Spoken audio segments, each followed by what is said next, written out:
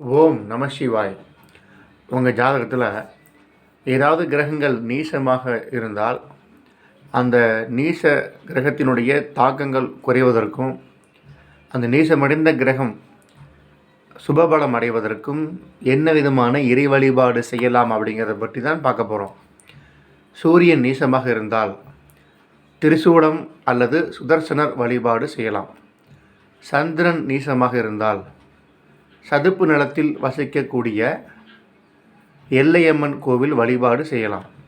செவ்வாய் நீசமாக இருந்தால் திருச்செந்தூர் முருகப்பெருமான் வழிபாடும் அல்லது திருவெரும்பூர் திருச்சி அருகே இருக்கக்கூடிய திருவெரும்பூர் எறும்பீஸ்வரர் கோவில் வழிபாடும் செய்யலாம்.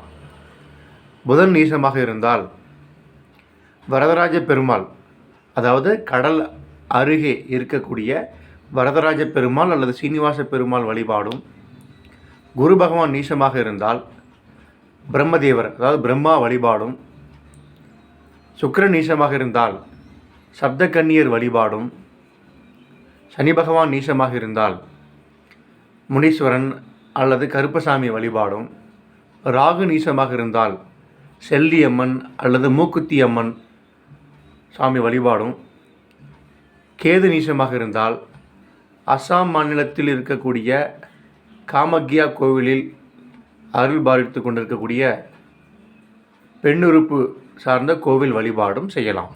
கண்டிப்பாக நன்மையே நடக்கும். நன்றி, வணக்கம்.